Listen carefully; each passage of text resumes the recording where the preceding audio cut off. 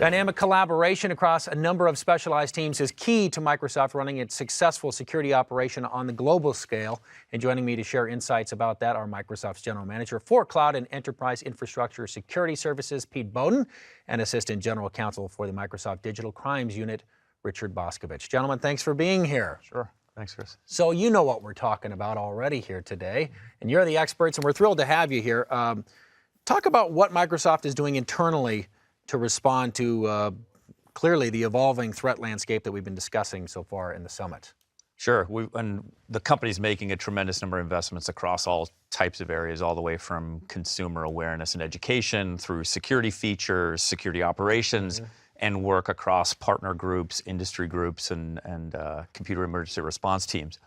One of the things we're excited to talk about today is the Cyber Defense Operations Center, and that's a center that we launched back in November that allows us to bring together monitoring and response capabilities from across the company to work together with one another and also across the industry to address some of the attacks we've been talking about today. Well, at the Digital Crimes Unit, we're really excited about CDOC. Pete's team now is physically located literally across the hallway from the Cybercrime Center for DCU. And one of the things that we're looking into, and we're starting to integrate our teams in such a way to really, work closer together to really give a holistic defensive posture for our customers, not only in identifying and protecting, but also responding. And of course, that's where the Digital Crimes Unit comes in the responsive phase, in terms of what we like to call a proactive defense, identifying risk, and then doing something about it on a more proactive basis. So it's an exciting time at the company and for both our teams. Yeah, so let's go back across the hall then. Pete, tell us maybe about the Intelligence Security Graph. I know Microsoft's building it with assets like Cyber Defense Operations Center, the Digital Crimes Unit. Tell us about that. Yeah, well, it's really the digital representation of all of the security information and events that we collect across services, devices, and our infrastructure as a whole. And what we're trying to do is use the power of the cloud to associate these events together and learn from the patterns and techniques that we can detect using massive compute and storage power that's now available to us. And it really gives us what I call a defender's advantage. We now have the technology and the process to be able to spot those patterns and then develop very capable containment and mitigation strategies by doing so. And it really serves us in a couple different ways. One is we're able to rapidly respond and detect to threats in real time, and then we're also able to take that intelligence and pump it back into our products and services so that we continuously learn from that.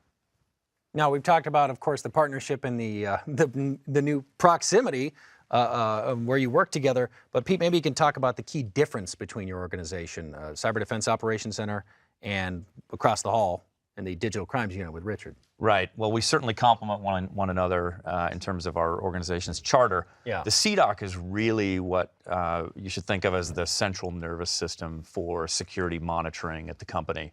So we've got each individual service and product team represented there working together elbow to elbow so that when attacks and threats occur, we can respond and detect those things very quickly. Right. And we work very closely with Richard's team in a couple of different ways. Number one, we share a lot of telemetry that we see from across the internet. And secondly, whenever we need legal help with law enforcement agencies, that's where the Digital Crimes Unit steps in. Well, let's kick it over to you, Richard, with that, the Digital Crimes Unit. Talk to us about what specifically you're working on and how do you respond to threats? Sure. We can't go specifically into what we're doing right now, obviously. Right. But as Pete said, one of the great things about having CDOC there is that we're able to get some information, get this telemetry. And then once we receive that information, we do what we do best, and that's analyze it, do big data analytics against it, and do good old investigative work, trying to determine if there was an attack, where did it come from, is it malware related, and can we go ahead and then try to track back the infrastructure? Because the malware came from an infrastructure. There was a delivery somewhere, somehow there's a computer that's spewing these things out. So our job is to kind of track that out, try to get attribution, and then take appropriate legal and or technical responsive measures. And many times that includes very deep public-private partnerships with major law enforcement agencies around the world, with the ultimate goal of making sure that we try to identify who was behind the attack and potentially disrupt that particular infrastructure so it doesn't continue attacking people on the internet. So let's go back across the hall then. So, Pete, how specifically does CODC operate? And by specifically, I mean not very specific. Yeah. As Richard pointed out, we can't get that specific. Yeah, well, again, it's really what I think of as a central nervous system for security at the company. And specifically what we mean by that is we're collecting billions of events per day from across our services and infrastructure. And we take that data, we use machine learning and data analytics techniques to identify what humans need to go address. And so the folks sitting in the CDOC are responding to those elevations when a security event is occurring and we believe we have a pattern match against malicious behavior. Now then generally what happens after that is they can work with their colleagues who again are sitting side by side in the center itself to respond in a comprehensive way across the company. Oftentimes what we see in more sophisticated attacks is that an indication of attack in one particular area will give us some insightful conclusion about what's happening in another part of the business. So a specific example from last year was we detected a threat to Microsoft employees that was also occurring across our Office 365 platform with customers. And we were able to proactively reach out to those customers, inform them what was going on, and advise them as to what mitigation steps they could take. Right. And let's go back, Richard, talk about maybe a specific example of a threat that perhaps the Digital Crimes Unit encountered and then neutralized. Sure. There was one, the most recent one happened back in December. It's public now, so we could talk about it. Of course, it's called DorkBot.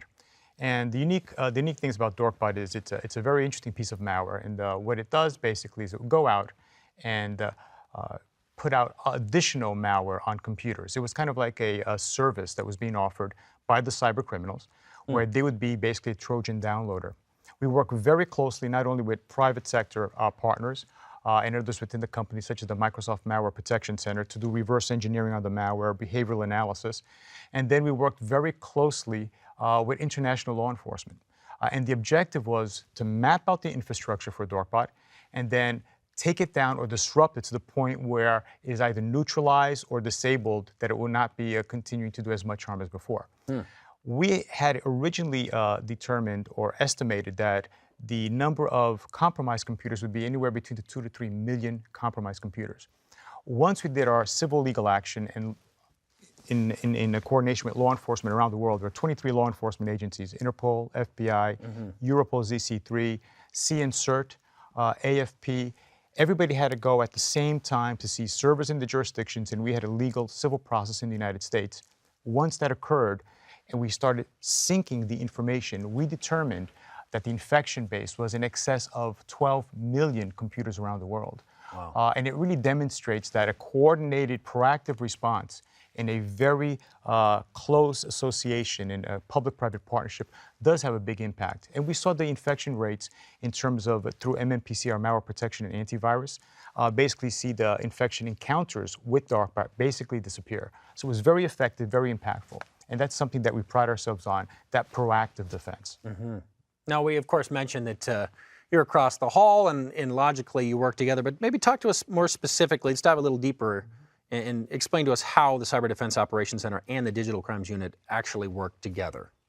Sure. First of all, there's a lot of data sharing going on between the two organizations. As Richard mentioned, DorkBot and other botnets create a bunch of data and telemetry that we use very closely in the CDOC to understand behavior going on across the internet. Oftentimes, those compromised computers are infected with other malware. So it's not just the threat you can see, it's the threat that may occur at some point later if that computer is in fact compromised in a different way. The other issue we want to make sure we're very aggressive about now is many of these attacks are in fact illegal. And so we want to be able to collect the data we can to help ultimately the prosecution, so that we're really closing the loop from recognizing the attack, responding to it, and then seeking justice in cases where we can move those attackers. It's really a holistic approach to security. You know, once a CDOC team identifies certain pieces of malware based on a type of an attack or an attempted attack, we're called in and work closely with our investigators and our investigators to determine, hey, is this a target that's worth going after proactively, working with law enforcement and others.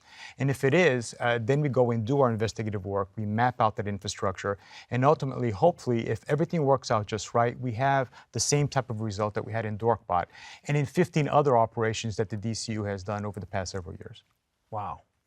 In our last couple of moments here, I want to pay off our poll question. The results are in. You might remember the question. Here it is again. What areas are you investing in to address threats and attacks? Cybersecurity training, technical security plan, privacy and compliance policies, or is it data classification program or something else? 40% say cybersecurity training. How do you react to that? It makes sense. I think the first line of defense in any organization are the personnel involved, and recognizing that malicious behavior often is a human activity. And the folks that understand the intended behavior of a system are often best at identifying malicious behavior. Makes complete sense. Yeah, Pete's dead on. I mean, if you look at the systems are getting much more sophisticated.